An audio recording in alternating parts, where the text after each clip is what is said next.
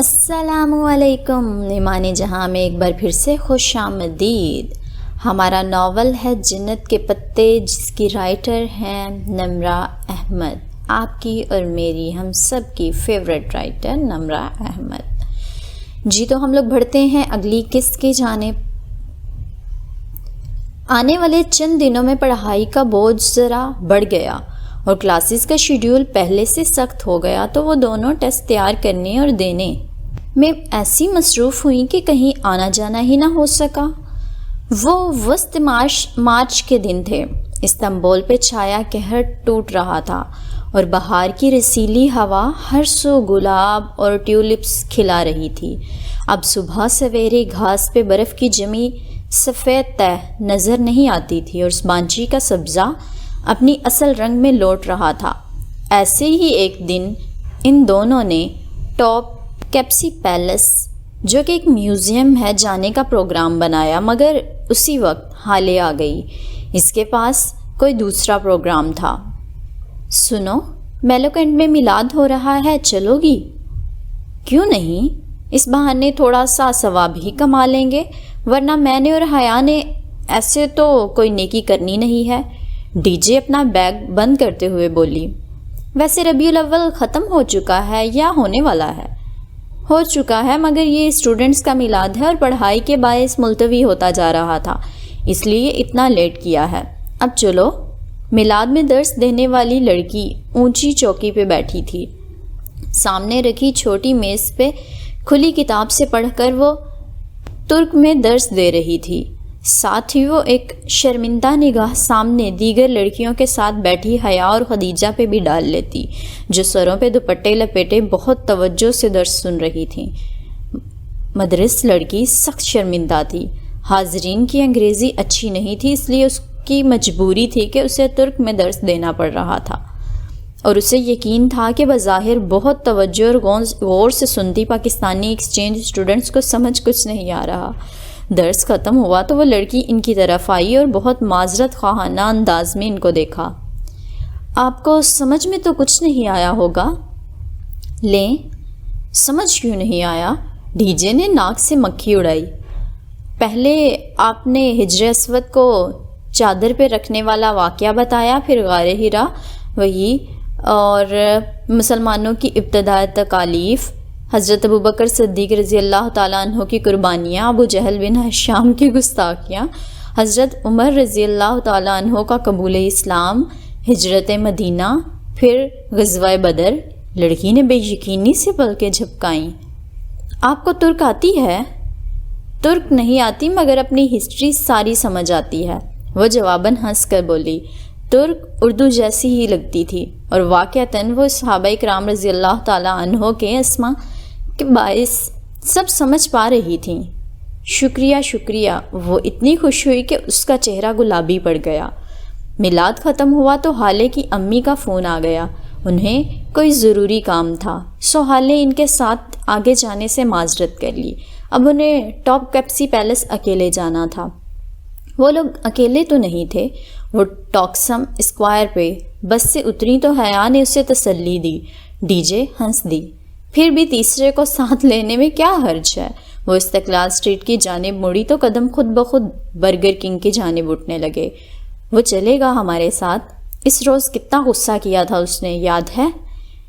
وہ اس لیے کہ تمہیں ڈھونڈتے ہوئے وہ بہت فکر مند اور پریشان ہو گیا تھا، مگر اب تھوڑا سا اصرار کریں گے تو ضرور چلے گا۔ استقلال اسٹریٹ ویسے ہی رش سے بھری تھی۔ وہ دونوں بازار میں بازو ڈالے تیز تیز چل رہی تھیں۔ یہ ان کی دوستی کی علامت ہرگز نہیں تھی، بلکہ اسٹریٹ کے جیب کتروں سے بچاؤ کے لیے وہ اپنے ملے ہوئے کندھے سے پرس لٹکاتی تھیں تاکہ چھینے نہ جا سکیں۔ حیا تو اسے واقعے کے بعد بہت محتاط ہو گئی تھی۔ اب بھی اس نے اپنے سفید کوٹ کے اوپر پرس یوں ڈال رکھا تھا کہ بائیں کندھے سے اسٹرپ گزار کر دائیں پہلو سے پرس لٹک رہا تھا۔ بال کھلے تھے اور دوپٹہ گردن کے گرد لپٹا تھا۔ ڈی جے نے بھی اس کی طرح شلوار قمیض پہ سیاہ لمبا کوٹ پہن رکھا تھا۔ برگر کنگ میں خوب گہما گہمی تھی۔ اشتہانگاہ انگیز سی مہک ہر سو ماحول میں پھیلی تھی۔ وہ دونوں آگے پیچھے چلتے ہوئے کچن کی طرف کھلتے دروازے کی طرف آئیں۔ سامنے طویل سا کچن تھا، ادھر ادھر ایپرن اور ٹوپیاں پہنے 2-4 افراد آ جا رہے تھے۔ ایک سلیب کے ساتھ وہ بھی کھڑا تھا، جینز اور شرٹ پہ سفید ایپرن پہنے، ہاتھ میں بڑا ٹوکا لیے وہ کٹنگ بورڈ پہ رکھے گوشت کے بڑے بڑے ٹکڑے کرنے میں مصروف تھا۔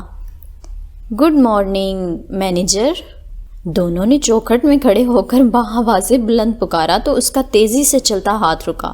اس نے گردن اٹھا کر انہیں دیکھا، پھر سر سے پاؤں تک ان کا جائزہ لیا۔ دونوں جوگرز پہنے پھولے ہوئے ہینڈ بیگز اٹھائے تھیں۔ حیا کے ہاتھ میں رول کیا ہوا استنبول کا نقشہ تھا اور ڈی جے کے ہاتھ میں ایک گائیڈ بک، گویا وہ پوری تیاری سے آئی تھیں۔ گڈ مارننگ، وہ واپس گوشت کی طرف متوجہ ہوا اور دوسرے ہاتھ سے ایک چھوٹی سی اسٹینڈ پہ لگی تختی اٹھا کر سامنے کاؤنٹر پر پٹک کر رکھی۔ اس پہ لکھا تھا I am busy, don't disturb. حیا اور خدیجہ نے ایک دوسرے کو دیکھا، پھر حیا وہیں چوکھٹ کے ساتھ ٹیک لگائے بازو سینے پہ لپیٹے زیر لب مسکراتے ہوئے اسے دیکھنے لگی، جبکہ ڈی جے مسکراہٹ دبائے آگے بڑھ گئی۔ ہم ٹاپ کیپسی پیلس جا رہے ہیں، خدیجہ نے کاؤنٹر کے سامنے آ کر اطلاع دی۔ استقلال اسٹریٹ سے باہر نکلو، ٹاکسم سے میونسپلٹی بس پکڑو، وہ پہنچا دے گی۔ وہ سر جھکائے، ایک ہاتھ سے گوشت کا ٹکڑا پکڑے، دوسرے سے کھٹ کھٹ چھرا چلا رہا تھا۔ مگر ہمیں ایک ہینڈسم گائیڈ بھی چاہیے۔ ہینڈسم گائیڈ ابھی مصروف ہے، کسی غیر ہینڈسم گائیڈ سے رابطہ کرو۔ ڈی جے نے پلٹ کر حیا کو دیکھا، اس نے مسکراتے ہوئے شانے اچکا دیے۔ وہ واپس جہان کی طرف گھومی۔ تو آپ ہمارے ساتھ نہیں چلیں گے؟ بالکل بھی نہیں، تم میں سے کوئی پھر ٹاپ کیپسی کے قلعے میں گم ہو جائے گی اور میرا پورا دن برباد ہو جائے گا۔ ایک دفعہ پھر سوچ لیں۔ لکھ کر دے دوں؟ وہ کہتے ہوئے ٹکڑوں کو ایک طرف ٹوکری میں رکھنے لگا، اس کے ہاتھ مشینی انداز میں چل رہے تھے۔ اچھا ایک بات بتائیں، استقلال اسٹریٹ میں جیب کترے ہوتے ہیں نا؟ ڈی جے نے اس کے سلور اسمارٹ فون کو دیکھتے ہوئے کہا، جو قریب ہی چارجنگ پہ لگا تھا۔ ہاں، تو سمجھیں آپ کی جیب کٹ گئی۔ ڈی جے نے ہاتھ بڑھا کر فون اچکا، تار نکال لی اور حیا کے ساتھ آ کھڑی ہوئی۔ فون والا ہاتھ اس نے کمر کے پیچھے کر لیا تھا۔ کیا مطلب؟ اسے شدید قسم کا جھٹکا لگا تھا۔ وہ ہاتھ روک کر انہیں دیکھنے لگا۔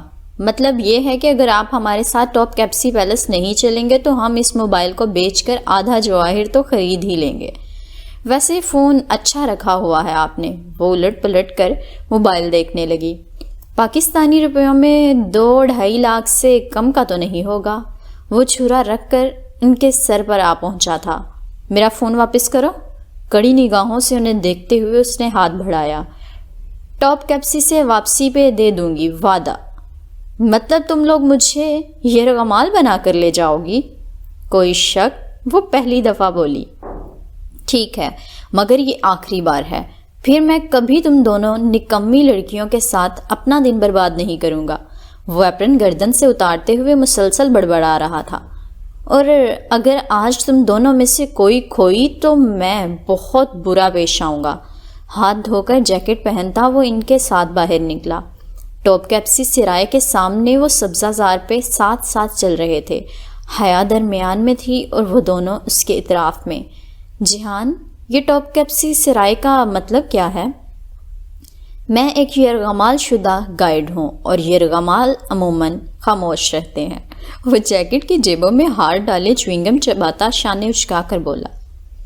میں بتاتی ہوں، ٹاپ کیپسی کا ٹاپ دراصل اردو والا توپ ہی ہے، جسے تقسیم ٹاکسم ہے، ویسے ہی ٹاپ بن گیا۔ کیپسی کہتے ہیں گیٹ کو اور سرائے ہو گیا محل، سو ٹاپ کیپسی سرائے بنا Cannon Gate Palace. I'm a genius, ہے نا جہان؟ میں نہیں بول رہا، وہ سخت خفت سے بولا تھا۔ ٹاپ کیپسی پیلس 400 سال سے سلاطین کا محل رہا تھا، سرمئی عظیم الشان قلعہ نما محل، جہاں خاص کمروں کے پہرے دار گونگے بہرے ہوا کرتے تھے تاکہ رازداریوں کے باہر نہ نکلنے کی شہید ہو سکے اور جس کے کون نما مینار شاہانہ انداز میں اوپر کو اٹھے ہوئے تھے۔ سلطان کا عظیم ورثہ اور اثاثے چینی پورسلین کے نیلے اور سفید رنگ کے ایسے برتن جن میں اگر زہر ملا کر کھانا ڈالا جاتا تو برتن کا رنگ بدل جاتا۔ 86 کیرات کے جواہرات سے مزین سلاطین کے شاہی لباس نگاہوں کو خیرہ کرتے تھے۔ یہ منحوس گارڈ ہمارے سر پہ نہ کھڑا ہوتا تو میں کس طرح 2-4 ہیرے تو توڑ ہی لیتی۔ ڈی جے ان آنکھیں چندھیا دینے والے قیمتی ہیروں کو دیکھ کر سخت ملال میں گر چکی تھی۔ پویلین آف ہولی مینٹل کے حصے میں دینی متبرکات تھے۔ وہ ایک اونچا ہال تھا، منقش در و دیوار، رنگ برنگی ٹائلز سے سجے قیمتی فرش، بلند و بالا ستون۔ حیا ارد گرد نگاہیں دوڑاتی، شیشے کی دیواروں میں مقید تاریخی اشیاء کو دیکھتی آگے بڑھ رہی تھی۔ دفعتاً ایک جگہ رکی اور شوکیس میں سجے ایک تبرک کو دیکھا۔ وہ ایک ٹیڑھی رکھی ہوئی چھڑی تھی، بھوری سی چھڑی جو شیشے میں مقید تھی۔ وہ گردن تیچھی کر کے اس کو دیکھنے لگی، پھر ادھر ادھر نگاہیں دوڑائیں۔ کیپشن سامنے ہی لگا تھا، اسٹاف آف موسیٰ، حضرت موسیٰ علیہ السلام کا عصا۔ اس کی سکڑ کر پڑتی آنکھیں پوری کھل گئیں، لب بھی نیم واہ ہو گئے۔ لمحے بھر بعد وہ دور کھڑی ڈی جے کا بازو تقریباً دبوچ کر اسے ادھر لائی۔ ڈی جے، یہ حضرت موسیٰ علیہ السلام کا عصا ہے۔ ریئلی؟ اس نے بے یقینی سے پلکیں جھپکیں، مگر یہ ان کے پاس کیسے پہنچا؟ وہ دونوں گھوم کر پھر پھرا کر اسے ہر زاویے سے دیکھنے لگیں، جہاں بھی جیبوں میں ہاتھ ڈالے خاموشی سے ان کے پاس آ کھڑا ہوا تھا۔ اس لیے تو سب پرانا تھا، مگر وہ دونوں تو مارے جوش کے راہداری میں آگے پیچھے ایک ایک تبرک کی طرف لپک رہے تھے۔ ان کے دوپٹے سروں پہ آ گئے تھے۔ کعبہ کا تالا، حضرت داؤد علیہ السلام کی تلوار، حضرت یوسف علیہ السلام کا صافہ، ابراہیم علیہ السلام کا برتن، آپ صلی اللہ تعالیٰ علیہ وآلہ وسلم کے قدموں کے نشان، آپ صلی اللہ علیہ وآلہ وسلم کا لباس، داند مبارک، آپ صلی اللہ علیہ وآلہ وسلم کی تلوار اور بہت سے صحابہ رضی اللہ تعالیٰ عنہ کی تلوار۔ ڈی جے، کیا یہ شیشے کی دیوار غائب نہیں ہو سکتی اور ہم اس تلوار کو چھو نہیں سکتے؟ وہ دونوں نبی پاک صلی اللہ تعالیٰ علیہ وآلہ وسلم کی تلوار کے سامنے کھڑی تھیں۔ کوئی ایسا مقناطیسی اثر تھا اس تلوار میں کہ مقابل کو باندھ دیتا تھا، مگر ہم اس قابل کہاں ہیں حیا؟ خدیجہ نے تعصب سے سر ہلایا۔ وہ ابھی تک یوں ہی اس تلوار کو دیکھ رہی تھی۔ اگر ہم اس کو چھو سکتے تو جانتی ہو کیا ہوتا؟ 14 صدیوں کا فاصلہ ایک لمس میں طے ہو جاتا، مگر ہمارے ایسے نصیب کہاں؟ جہان، یہ سب تبرکات اصلی ہیں نا؟ جہان نے دھیرے سے شانے اچکائے۔ میں نے کبھی نہ ان پہ ریسرچ کی، نہ کوئی ریسرچ ورک پڑھا۔ کوئی امکان ہے کہ یہ سب اصلی ہیں؟ کہنے والے کہتے تو ہیں کہ مسلمانوں کے تبرکات بھی اتنے ہی نقلی ہیں جتنے عیسائیوں کے، مگر اللہ بہتر جانتا ہے۔ یہ اصلی ہیں، میرا دل گواہی دے رہا ہے کہ یہ سب ہمارے انبیاء سے وابستہ رہنے والی اشیاء ہیں۔ تحریک خلافت انہی متبرکات اور مقدمہ کے تحفظ کے لیے ہی تو چلائی گئی تھی۔ ڈی جے کا معاشرتی علوم کا بھولا بسرا سبق یاد آ گیا تھا۔ ٹاپ کیپسی پیلس میں خوب گھوم پھر کر جب وہ باہر نکلے تو جہان نے اپنا موبائل واپس سے مانگا۔ یہ لیں، کیا یاد کریں گے اور فکر نہ کریں، ہم نے کوئی چھیڑ چھاڑ نہیں کی۔ سیکیورٹی لاک، کوئی پاسورڈ ہوتا تو میں کھولنے کی ضرور کوشش کرتی، مگر آپ نے تو فنگر پرنٹ انٹری لگا رکھی ہے۔ ڈی جے کے ہاتھ سے فون لیتے ہوئے وہ مسکرایا تھا۔ ٹاپ کیپسی کے ساتھ ایک ریسٹورنٹ سے جہان نے ان کو بہت اچھا سا کھانا کھلایا، ترکی کا اب تک کا بہت بہترین کھانا، اور کھانے کے دوران ہی خدیجہ سر درد کی شکایت کرنے لگی۔ جب تک کھانا ختم ہوا وہ بہت پسمردہ سی لگنے لگی تھی، اس کا سر ایک دم ہی درد سے پھٹنے لگا تھا۔ میرا خیال ہے میں واپس ڈورم میں جا کر ریسٹ کروں، تم لوگ اکیلے گھومو پھرو۔ اس کی طبیعت واقعی خراب لگ رہی تھی۔ سو انہوں نے اسے جانے دیا۔ وہ چلی گئی تو وہ دونوں ٹاپ کیپسی کی پچھلی طرف آ گئے۔ وہاں ایک وسیع و عریض سفید سنگ مرمر کے چمکتے فرش والا برآمدہ تھا جسے سفید موتیوں ستونوں نے تھام رکھا تھا۔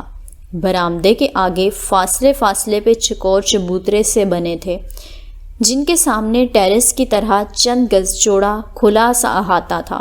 اس کے آگے اونچی سفید منڈیر بنی تھی۔ وہاں کھڑے ہو کر منڈیر پہ کوہنیاں رکھ کر دیکھو تو نیچے بہتا مرمر کا جھاگ اڑتا سمندر دکھائی دیتا تھا۔ وہ جگہ اتنی خوبصورت تھی کہ دل چاہتا انسان صدیوں وہاں بیٹھا سمندر دیکھتا رہے۔ تھک گئے ہو؟ وہ دونوں ستون کے ساتھ ٹیک لگائے چبوترے کے کنارے پہ بیٹھے تھے جب حیا نے پوچھا۔ اسے جہان ذرا تھکا تھکا لگا تھا۔ نہیں، میں ٹھیک ہوں، ذرا سا بخار ہے شاید۔ اس نے خود ہی اپنا ماتھا چھوا، پھر اس بات میں سر ہلاتے ہوئے جیکٹ کی جیب سے گولیوں کی ڈبی نکالی۔ ڈھکن کھول کر ڈبی ہتھیلی پہ الٹی 2 گولیاں علیحدہ کیں اور ڈبی بند کرتے ہوئے دونوں گولیاں منہ میں ڈالی، پھر نکل گیا۔ میرے پاس پانی تھا۔ وہ اپنا پرس کھنگالنے لگی لیکن تب تک وہ نگل چکا تھا۔ تم ٹھیک ہو؟ وہ تشویش سے اس کا چہرہ دیکھ رہی تھی۔ صبح ریسٹورنٹ سے نکلتے ہوئے اسے یوں ہی جہان کی آواز ذرا دھیمی لگی تھی مگر اس نے پوچھا نہیں۔ اب شاید اس کا بخار شدید ہو گیا تھا کیونکہ چہرے پہ تاثرات آنے لگے تھے، سرخ پڑی آنکھیں اور نڈھال سا چہرہ۔ بس میں نے دیکھ لیا سمندر، اب واپس چلتے ہیں۔ تمہیں گھر جا کر ریسٹ کرنا چاہیے۔ گھر جاتے جاتے گھنٹہ لگ جائے گا، میں نے ابھی دوائی لی ہے، اس کا اثر ہونے میں ذرا وقت لگے گا، ابھی یہیں بیٹھتے ہیں۔ وہ نفی میں سر ہلاتے ہوئے تکان سے بولا تھا۔ چند لمحے خاموشی سے بیت گئے۔ ان چبوتروں پہ دور دور تک ٹولیوں کی صورت میں سیاح بیٹھے نظر آ رہے تھے۔ بہت سے لوگ آگے منڈیر کے ساتھ کھڑے ہوئے سمندر کو دیکھ رہے تھے۔ میں تھوڑی دیر یہاں لیٹ جاؤں؟ تم اکیلی بور تو نہیں ہوگی؟ ابھی میں واپس نہیں جانا چاہتا، میری لینڈ لیڈی شاید آ جائے جھگڑا کرنے، میں فی الحال اس کا سامنا نہیں کرنا چاہتا۔ نہیں نہیں، تم لیٹ جاؤ، یہ شال لے لو۔ اس نے بیگ سے شال نکال کر اسے تھمائی۔ وہاں ٹھنڈی ہوا بہت تیز تھی۔ یہ شال وہ اور ڈی جے بطور پکنک میٹ کے استعمال کرتی تھیں۔ تھینکس۔ وہ ستون کے ساتھ فرش پہ لیٹ گیا، آنکھوں پہ بازو رکھے، وہ گردن تک شال کمبل کی طرح ڈالے۔ کب سو گیا اسے پتہ ہی نہیں چلا۔ اسے یقیناً بہت سردی لگ رہی تھی۔ وہ اس کے پاس سے اٹھی اور ایک زینہ نیچے آ بیٹھی۔ ہر چند لمحے بعد وہ گردن موڑ کر اوپر لیٹے جہان کو دیکھ لیتی تھی۔ وہ سو چکا تھا۔ سمندر کی لہروں کا شور وہاں تک سنائی دے رہا تھا۔ وہ اپنا ترکی والا موبائل نکال کر یوں ہی انباکس چیک کرنے لگی۔ وہاں چند دن پہلے کا ایک SMS ابھی تک پڑا تھا۔ اس نے اس کا جواب نہیں دیا تھا اور کئی دفعہ پڑھ لینے کے باوجود مٹایا نہیں تھا۔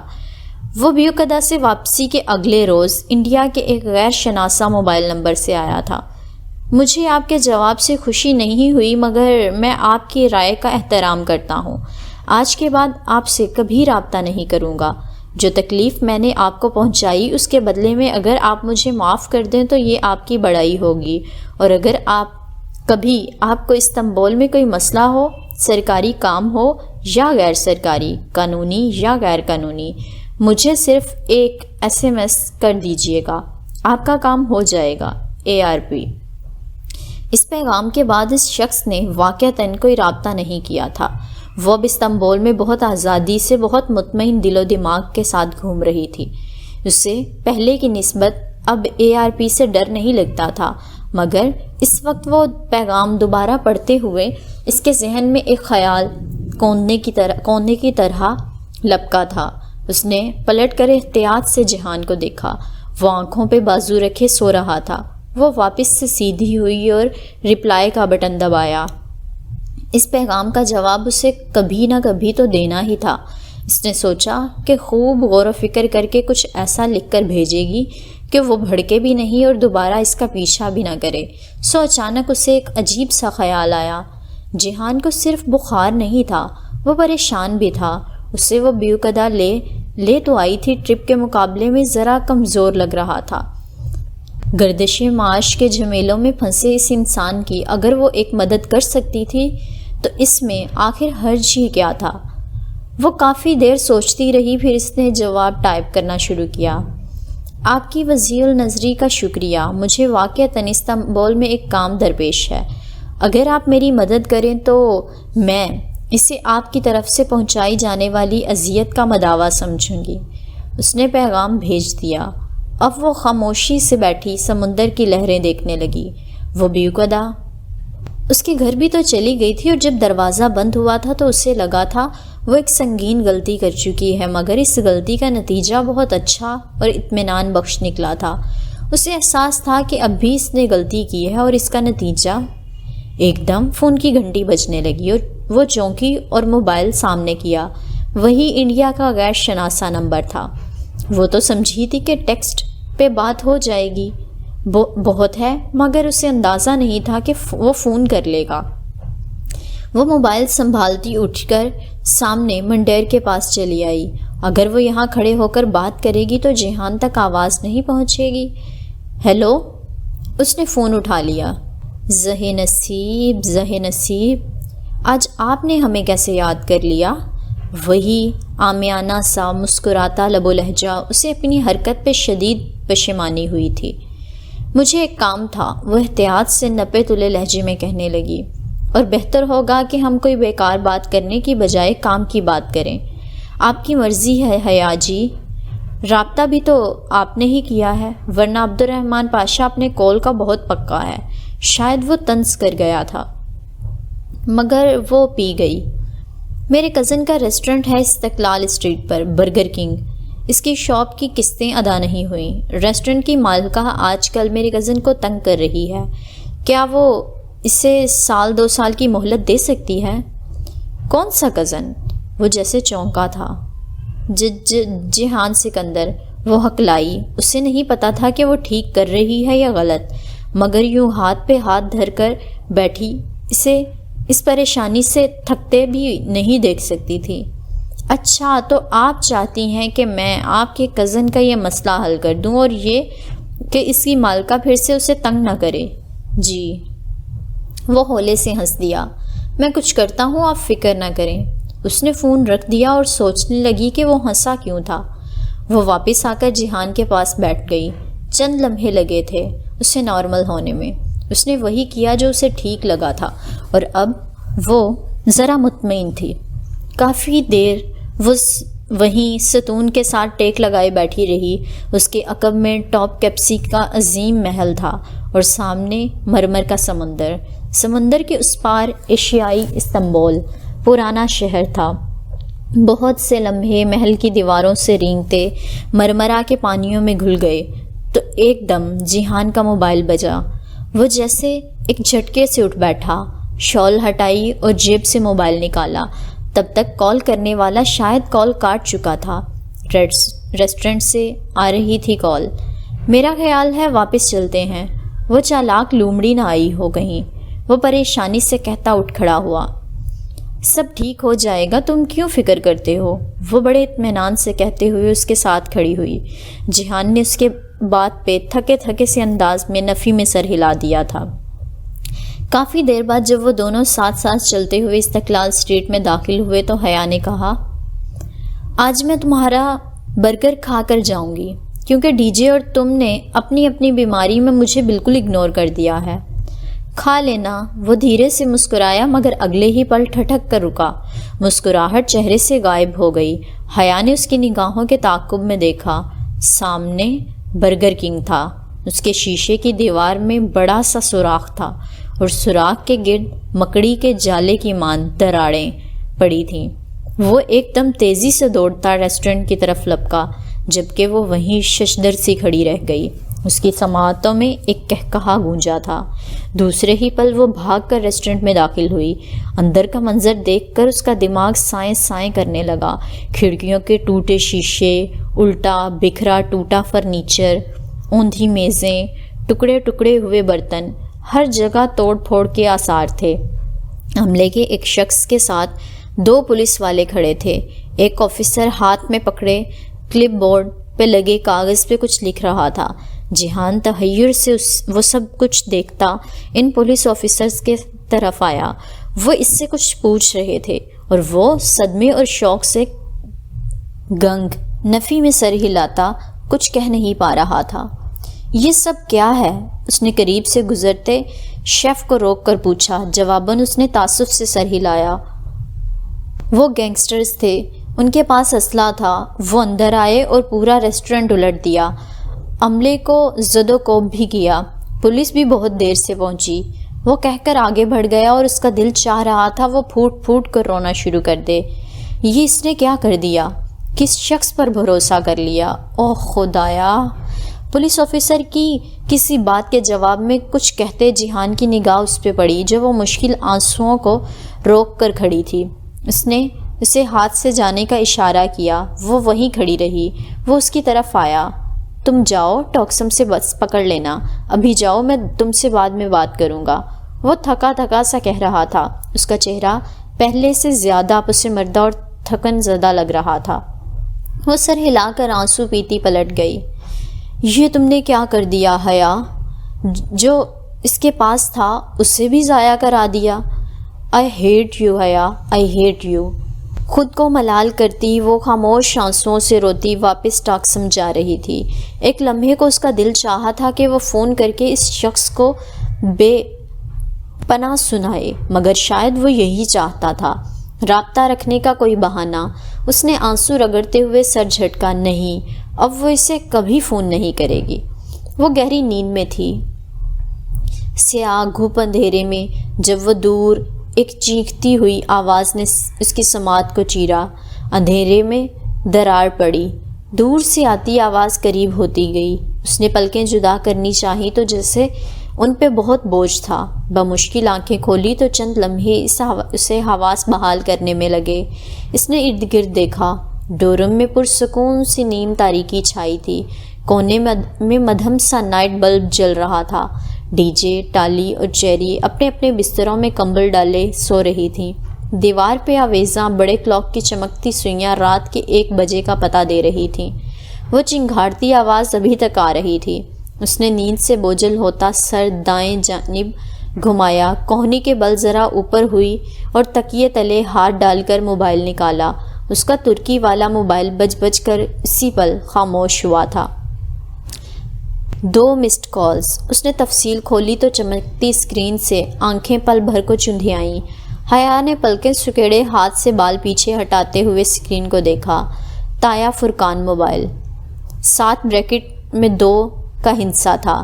حیا نے اسکرین کے کونے پہ لکھے ٹائم کو دیکھا۔ رات کا 1 بج رہا تھا۔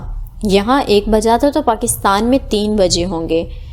آدھی رات کو آنے والا فون اور مہمان کبھی اچھی خبر نہیں لاتے، اور نہ ریسیو کر سکنے والی کال اس بچی کی مانند تھی جو کوئی کر نکالنا بھول گیا ہو۔ اس کی ساری نیند اور سستی پل بھر میں بھاگ گئی۔ تایا اس وقت کیوں کال کر رہے تھے؟ وہ ٹھیک تو تھے؟ اماں، ابا، روہیل سب ٹھیک تو تھے نا؟ پتہ نہیں کیا مسئلہ تھا۔ وہ تڑپ کر واپس سے کال ملانے لگی۔ پھر یاد آیا کہ اس میں بیلنس نہیں تھا۔ اس نے بے بسی سے اپنے پاکستانی موبائل کو دیکھا جو تکیے کی اس طرف رکھا تھا۔ اس میں بھی بیلنس ختم تھا، بلکہ اس نے فون میں تو ترکی آنے کے بعد بیلنس ڈلوایا ہی نہ تھا۔ اس نے کمبل پھینکا اور سیڑھیاں پھلانگ کر نیچے اتری۔ وہ اپنے نائٹ سوٹ میں ملبوس تھی، گلابی چیک والا ٹراؤزر اور کھلا لمبا کرتا۔ ڈی جے موبائل دو اپنا۔ اس نے ڈی جے کے بنک پہ چڑھ کر اسے جھنجھوڑا۔ وہ بمشکل بولی، نیند خراب مت کرو میری، سیدھی جہنم میں جاؤ گے تم۔ بند آنکھوں سے بڑبڑاتے ہوئے اس نے کروٹ بدل لی۔ اس کا موبائل وہیں تکیے کے ساتھ رکھا تھا۔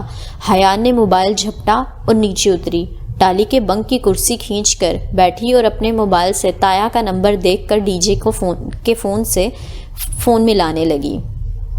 فون نمبرز حیا سلیمان کو کبھی زبانی یاد نہیں رہتے تھے۔ نمبر ملا کر اس نے فون کان سے لگایا۔ لمحے بھر کی خاموشی کے بعد وہ مشینی نسوانی آواز ترک میں کچھ بکنے لگی، جس کا مطلب یہ تھا کہ ڈی جے ذلیل کا بیلنس بھی ختم ہوا تھا۔ اس نے جھنجھلا کر فون کان سے ہٹایا۔ یورپی یونین کا سارا اسکالرشپ استقلال اسٹریٹ اور جواہر میں شاپنگ پہ اڑا دینے والیوں کے ساتھ یہی ہونا چاہیے تھا۔ اسی پل فون پھر سے بجا، تایا فرقان کالنگ۔ اس نے جھٹ سے کال اٹھائی۔ ہیلو حیا، تمہارے پاس اس نمبر کے علاوہ کون سا دوسرا نمبر ہے؟ وہ تایا فرقان ہی تھے اور اتنے غصے سے بولے تھے کہ وہ کانپ اٹھی تھی۔ جی کیا؟ حیا، میرے ساتھ بکواس مت کرو، مجھے بتاؤ تمہارے پاس دوسرا کوئی نمبر ہے؟ وہ نیند سے جاگی تھی اور کبھی بھی اتنی حاضر دماغ نہیں رہی تھی، مگر ساری بات سمجھنے میں اسے لمحہ لگا تھا۔ ارم پکڑی گئی تھی۔ ارم آدھی رات کو کسی سے فون پہ بات کرتی پکڑی گئی تھی۔ نہیں تایا ابا، میرے پاس یہی ایک نمبر ہے اور دوسرا یو فون کا جو آپ کے پاس آلریڈی ہے۔ تمہارے پاس موبلنگ کا کوئی نمبر نہیں ہے؟ نہیں تایا ابا، آپ بے شک ابا سے پوچھ لیں، یہ نمبر ان کے نام پہ ہیں اور میں نے دوسرا نمبر رکھ کے کیا کرنا تھا، میرے پاس آلریڈی 2 نمبر ہیں۔ اچھا ٹھیک ہے۔ انہوں نے کھٹ سے فون بند کر دیا۔ اس نے گہری سانس لے کر موبائل کان سے ہٹایا اور دوسرے ہاتھ سے چہرے پہ آئے بال سمیٹ کر پیچھے کیے تو ارم فرقان اصغر پکڑی گئی تھی۔ میری ارم بھی تو ہے، مجال جو بنا سر ڈھکے کبھی گھر سے نکلی ہو۔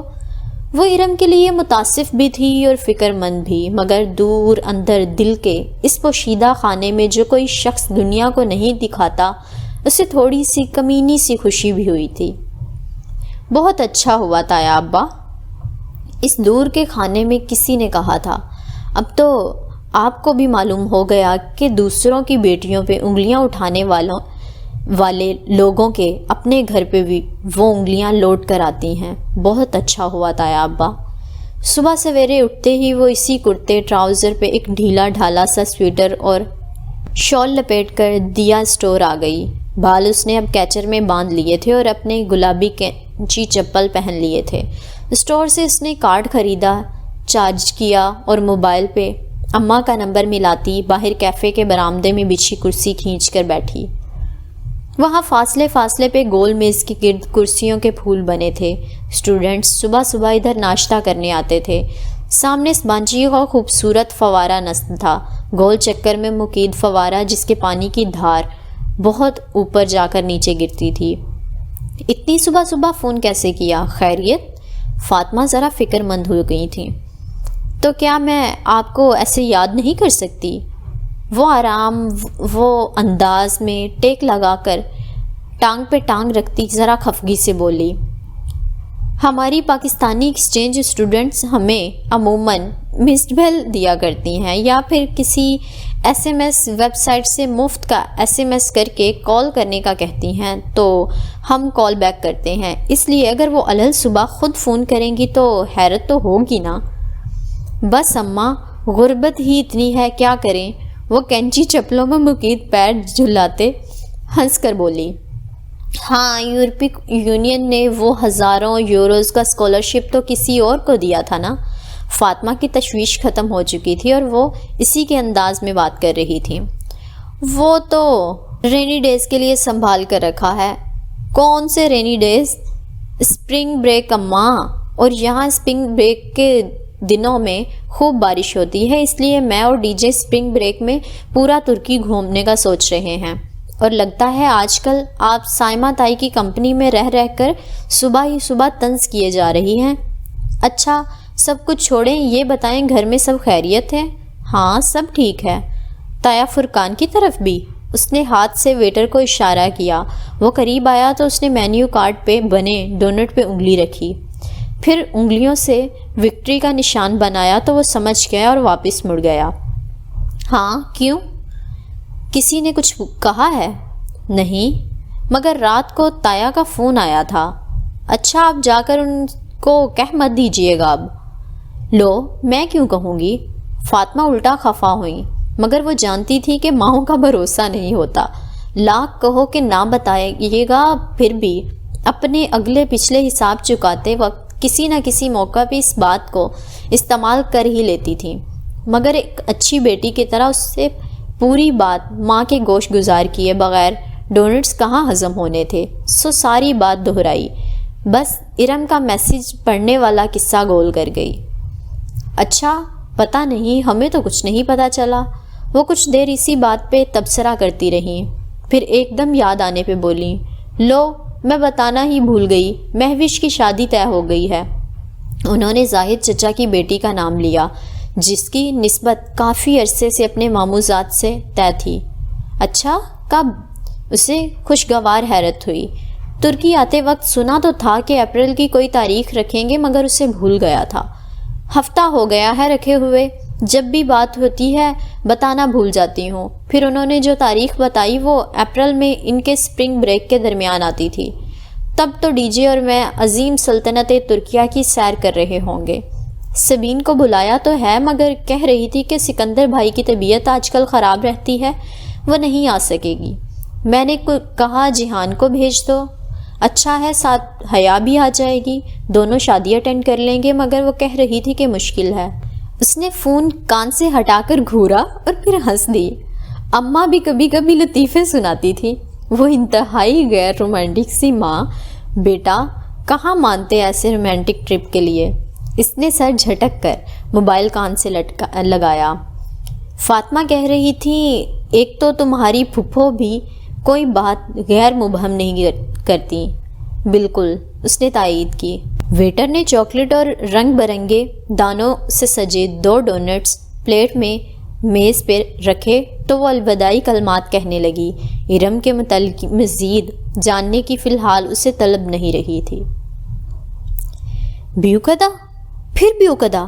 اس روز وہ شام میں جلدی سو گئی تھی، سو عشاء کے بعد آنکھ کھلی، کچھ دیر پڑھتی رہی، پھر روہیل سے اس کا اسکائپ پہ گھنٹہ بھر باتیں کیں اور اسے ترکی کا سفر نامہ سنا کر خوب بور کیا، اور اب بھوک لگی تو کچن میں آئی تھی۔ ڈی جے نے آلو مٹر بنایا تھا، جو سالن کم اور کوئی گدلا پانی زیادہ لگ رہا تھا، جس میں مٹر، آلو اور پیاز تیر رہے تھے۔ وہ ناک چڑھاتے ہوئے اس ملغوبے کو گرم کرنے کے لیے پلیٹ میں ڈال ہی رہی تھی کہ ڈی جے نے پیچھے سے آ کر بتایا کہ اس نے حالے اور انجم باجی کے ساتھ بیوقدہ جانے کا پروگرام بنا لیا اور کل صبح 6 بجے کی گورسل شٹل پکڑنی ہے۔ بیوقدہ؟ پھر سے بیوقدہ؟ وہ اوون کا دروازہ بند کرتی چونک کر پلٹی۔ پل بھر میں اس کی آنکھوں میں ناگواری سمٹ آئی تھی۔ حالے اور انجم باجی نے پروگرام بنا کر مجھ سے پوچھا تو میں نے حامی بھر لی۔ پانی کی بوتل کو کھڑے کھڑے منہ سے لگاتے ہوئے ڈی جے نے شانے اچکائے۔ اور یقیناً میری طرف سے بھی بھر لی ہوگی۔ بالکل، میں کوئی نہیں جا رہی بیوقدہ، میری طرف سے انجم باجی کو انکار کر دو۔ وہ پلٹ کر چیزیں اٹھا کر اٹک پٹک کرنے لگی، انداز میں واضح جھنجھلاہٹ تھی۔ کیوں؟ اتنا تو خوبصورت جزیرہ ہے۔ مجھے نہیں جانا ادھر، بس کہہ دیا نا۔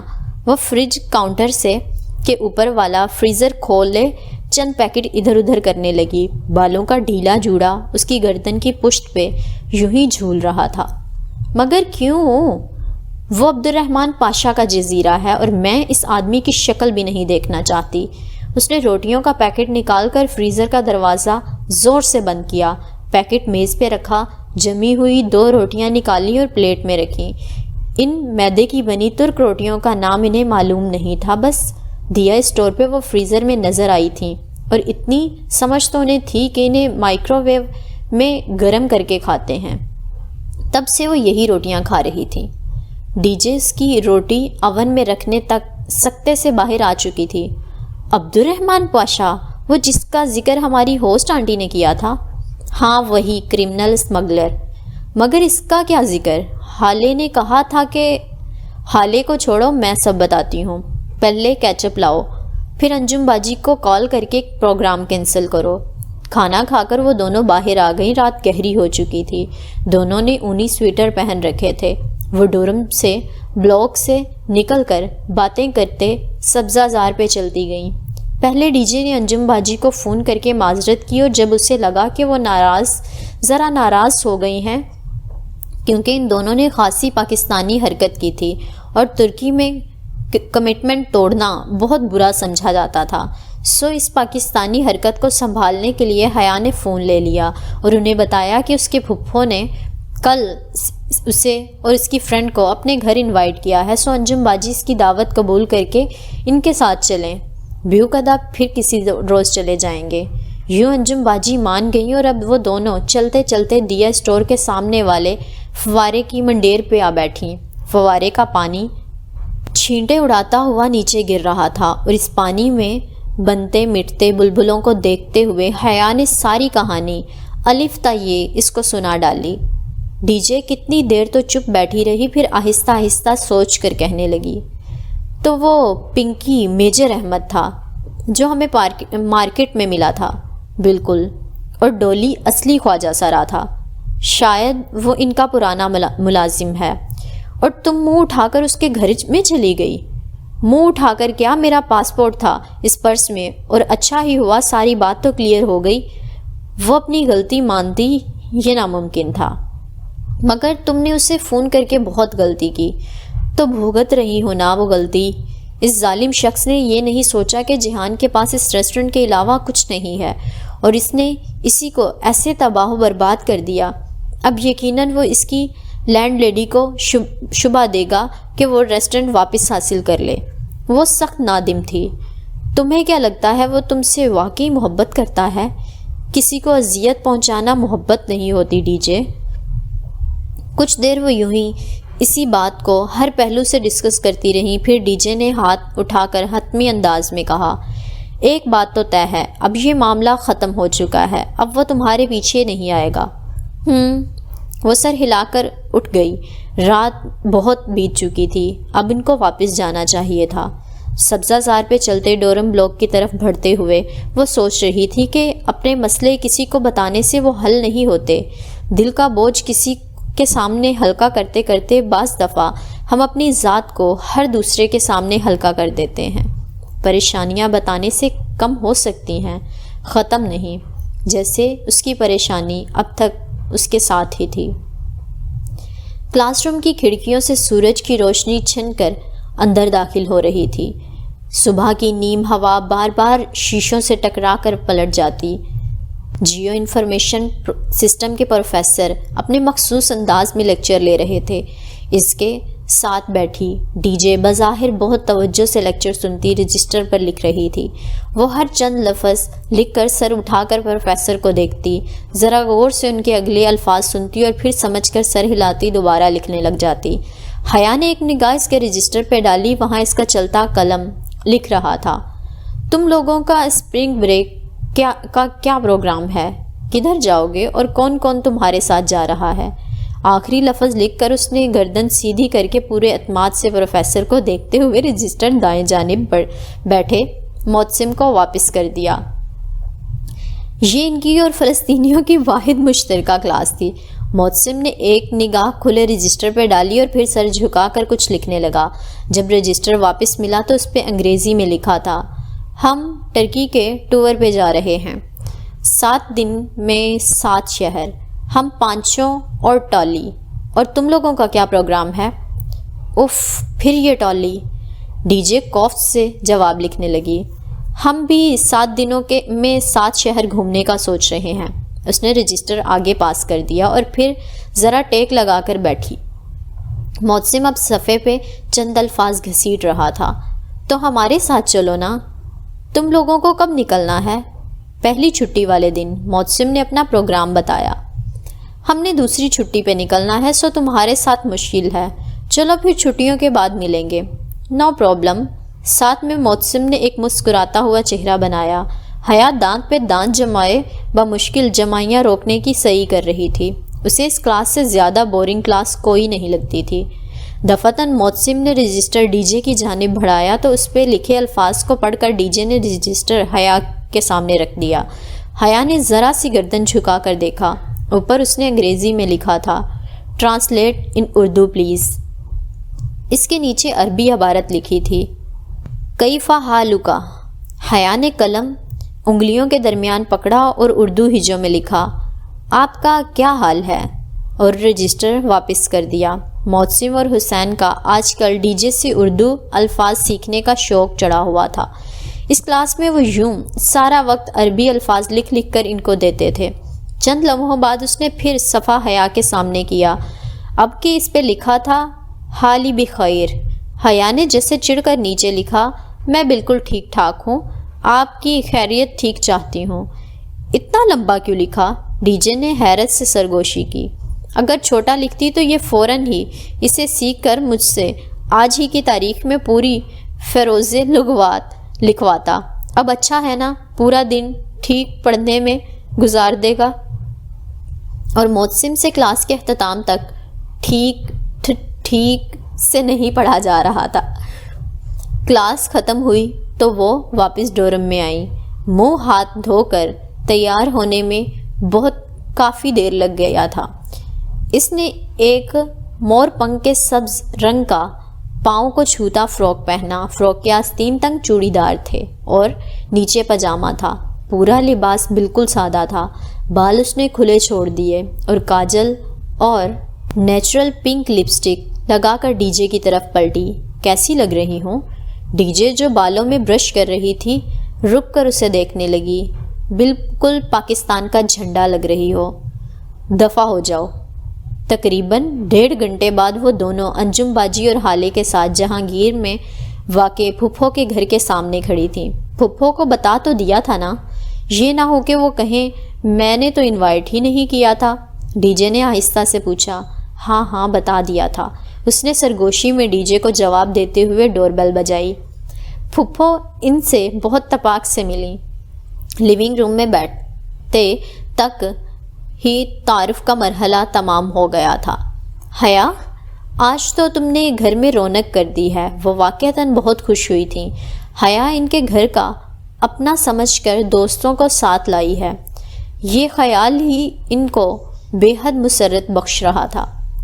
وہ ان 2 ماہ میں چند ایک بار ہی پھپھو کے گھر آئی تھی اور پہلی 2 دفعہ کے بعد جہان کبھی گھر نہیں ملا تھا، نہ ہی وہ اسے بتا کر آتی تھی۔ اس دفعہ تو اس نے بالکل بھی نہیں بتایا۔ وہ اندر ہی اندر خود کو اس کا مجرم سمجھ رہی تھی۔ اس کے ٹوٹے بکھرے ریسٹورنٹ کو یاد کر کے وہ اکثر خود کو ملامت کرتی تھی۔ آپ کا گھر بہت پیارا ہے آنٹی، انجم باجی نے صوفے پہ بیٹھتے ہوئے ستائشی انداز میں ادھر ادھر دیکھتے ہوئے کہا۔ اور یہ رگز تو بہت ہی پیارے ہیں۔ حالے نے فرش پہ بچھے رگز کی جانب اشارہ کیا۔ اور میری پھپھو بھی بہت پیاری ہیں۔ وہ پھپھو کے شانوں کے گرد بازو حمال کیے مزے سے بولی تو پھپھو ہنستی۔ ڈی جے نے آہستہ سے سرگوشی کی۔ اور پھپھو کا بیٹا بھی بہت پیارا ہے۔ حیا نے زور سے اس کا پاؤں دبایا۔ وہ بس کر کے رہ گئی۔ چلو تم لوگ ادھر بیٹھو، میں بس ابھی آئی۔ اچھے میزبانوں کی طرح پھپھو مسکرا کر کہتے ہوئے راہداری کی طرف مڑ گئیں، جس کے دوسرے سرے پہ کچن تھا۔ کچن کا دروازہ کھلا تھا اور صوفوں پہ بیٹھے ہوئے انہیں کچن کا آدھا حصہ نظر آتا تھا۔ پھپھو، وہ ان کے پیچھے ہی چلی آئی۔ ارے تم کیوں آ گئیں؟ ان کو کمپنی دو نا۔ وہ فریزر سے کچھ جمے ہوئے پیکٹ نکال رہی تھیں۔ وہ ایک دوسرے کو کافی ہیں۔ آپ سنائیں، انکل اوپر ہیں؟ میں نے سوچا ان سے مل لوں۔ جب بھی آتی ہوں عموماً ان کے سونے کا وقت ہوتا ہے، ملاقات ہی نہیں ہو پاتی۔ وہ یہ تو نہیں کہہ پائی کہ جب بھی وہ آتی تھی پھپھو ان کو دعا دے کر سلا دیتی تھی تاکہ کوئی بدمزگی نہ ہو۔ ہاں شاید جاگے ہوں گے، تم اوپر دیکھ لو۔ اچھا، اور جہان کے ریسٹورنٹ کا کیا بنا؟ کچھ لوگوں نے نقصان کر دیا تھا شاید، ذرا سرسری انداز میں پوچھا۔ ہاں اچھا خاصا نقصان ہو گیا ہے اس کا، کافی چڑچڑا رہنے لگا ہے اس دن سے، بس دعا کرنا، وہ پرملال لہجے میں کہتے ہوئے کیبنٹ سے کچھ نکال رہی تھی۔ وہ واپس آئی تو ڈی جے اور حالے پھپھو کے گھر کی آرائش پہ تبصرہ کر رہی تھیں، جبکہ انجم باجی بہت غور سے ٹی وی پہ کارٹون نیٹ ورک دیکھ رہی تھیں، جس کے کارٹون ترک میں ڈب کیے گئے تھے۔ اس بانچی میں جو واحد شے دیکھنے کا موقع نہیں ملتا تھا وہ ٹی وی تھا۔ ان کو مصروف پا کر وہ زینہ چڑھنے لگی۔ کندھے سے لٹکتے شفون کے سبز دوپٹے کا کنارہ زینوں پہ پھسلتا اس کے پیچھے اوپر آ رہا تھا۔ سکندر انکل کے کمرے کا دروازہ بند تھا۔ اس نے ہولے سے انگلی کی پشت سے دستک دی، پھر ڈور نوب گھما کر دروازہ دھکیلا۔ کمرے میں نیند تاریکی سی چھائی ہوئی تھی، باہر دھوپ تھی مگر بھاری پردوں نے اس کا راستہ روک رکھا تھا۔ سکندر انکل بستر پہ لیٹے تھے، گردن تک کمبل ڈالے تھے اور آنکھیں بند تھیں۔ انکل، اس نے ہولے سے پکارا۔ وہ ہنوز بے حس و حرکت پڑے رہے۔ وہ چند لمحے تعصب سے ان کا پس مردہ بیمار وجود دیکھتی رہی، پھر ہولے سے دروازہ بند کر کے باہر آ گئی۔ وہ سیڑھیوں کے وسط میں تھی جب بیرونی دروازہ کھلنے کی آواز آئی وہ وہیں ریلنگ پہ ہاتھ رکھے رک کر دیکھنے لگی۔ صوفوں پہ آرام سے بیٹھی لڑکیاں بھی تیر کی طرح سیدھی ہوئی تھیں۔ دروازہ کھول کر جیہان اندر داخل ہوا۔ ایک ہاتھ میں بریف کیس، دوسرے بازو پہ کوٹ ڈالے، ٹائی کی نوٹ ڈھیلی کیے، ہلکے گرے شرٹ کی آستین کوہنیوں تک موڑے، وہ بہت تھکا تھکا سا لگ رہا تھا، پہلے سے کمزور اور مرجھائی ہوئی رنگت۔ دروازہ بند کر کے وہ پلٹا تو ایک دم ٹھٹک کر رکا۔ السلام علیکم۔ وہ جو سیڑھیوں کے وسط میں کھڑی تھی سلام کر کے زینے اترنے لگی۔ جیہان نے چونک کر سر اٹھایا، پھر اسے دیکھ کر سر کے اشارے سے سلام کا جواب دیا۔ پھپھو سے ملوانا تھا اپنی فرینڈس کو۔ Nice to meet you. بغیر کسی مسکراہٹ کے اس نے کھڑے کھڑے مروتاً کہا اور جواب کا انتظار کیے بغیر انہی سنجیدہ تاثرات کے ساتھ کچن کی طرف بڑھ گیا۔ یہ؟ انجم باجی نے سوالیہ نگاہوں سے اسے دیکھا۔ پھپھو کا بیٹا جیہان۔ وہ قدرے خفت سے تعارف کرواتے ہوئے آخری زینہ اتر کر صوفے پہ آ بیٹھی۔ وہاں سے کچن کا آدھا منظر دکھائی دیتا تھا۔ جیہان کا کوٹ راہداری میں لگے اسٹینڈ پہ لٹکا تھا اور بریف کیس کا کاؤنٹر پہ۔ وہ خود بھی کاؤنٹر سے ٹیٹ لگا کر کھڑا پانی کی بوتل منہ سے لگائے گھونٹ بھر رہا تھا۔ ساتھ ہی پھپھو کیبنٹ سے کچھ نکالتی دکھائی دے رہی تھی۔ گھر چھوٹا تھا اور راہداری مختصر، سو کچن میں گفتگو کرتے افراد کی آوازیں صاف سنائی دیتی تھیں۔ نے زمن جلدی، وہ بوتل رکھ کر ان کی طرف متوجہ ہوا۔ ہمان سمدھی؟ جواباً وہ ذرا اکھڑے انداز میں درشتی سے ترک میں کچھ بولا تو ڈی جے نے کچھ کہتی حالے نے چونک کر کچن کی طرف دیکھا۔ جیہان؟ پھپھو نے تنبیہی نگاہوں سے اسے گھورا۔ اس نے جواب میں خاصی تلخی سے کچھ کہتے ہوئے بوتل میز پہ رکھی۔ حالے نے قدرے بے چینی سے پہلو بدلا۔ حیاس کے چہرے کو الجھتے تاثرات بغور دیکھ رہی تھی۔ کچھ دیر بعد حالے ذرا سوچ کر بولی، حیا، استقلال اسٹریٹ میں آج لیویز پہ سیل لگی ہے، وہ چیک نہ کر لیں؟ اٹھنے کا ایک بہانہ۔ حیا گہری سانس لے کر کھڑی ہو گئی۔ ڈی جے اور انجم باجی بھی کچھ سمجھ پا رہی تھی۔ ہاں چلو میں ذرا پھپھو کو بتا دوں۔ وہ کچن کی طرف آ گئی۔ باقی لڑکیاں صوفے سے اپنے اپنے بیگ اٹھانے لگیں۔ اچھا پھپھو، ہم لوگ چلتے ہیں، ہمیں آگے شاپنگ پہ جانا ہے۔ کچن کی چوکھٹ پہ کھڑے ہو کر اس نے جیہان سکندر کو قطعاً نظر انداز کرتے ہوئے بتایا۔ وہ فریج کا دروازہ کھولے کھڑا کچھ نکال رہا تھا۔ ارے ابھی تو آئی تھی، ابھی سے جا رہی ہو؟ پھپھو ایک ملامت زدہ نگاہ جیہان پہ ڈال کر تیزی سے اس کی طرف آئیں۔ وہ بے نیازی سے کھڑا پانی پیتا رہا۔ پھر وہ اصرار کرتی رہی مگر وہ نہ رکی۔ دوبارہ آنے کا وعدہ کر کے بظاہر بہت خوش دلی سے ان کو خدا حافظ کر کے باہر نکلی۔ ڈور میٹ پہ رکھے اپنے جوتوں میں پاؤں ڈالنے تک اس کے چہرے سے مسکراہٹ غائب ہو گئی تھی اور اس کی جگہ سپاٹ سی سختی نے لے لی تھی۔ وہ ان چاروں کے آگے خاموشی سے سڑک کے کنارے چلنے لگی۔ جب وہ کالونی کا موڑ مڑ کر دوسری گلی میں داخل ہوئی تو وہ تیزی سے حالے کی جانب گھومی۔ حالے؟ جیہان نے پھپھو سے کیا کہا تھا؟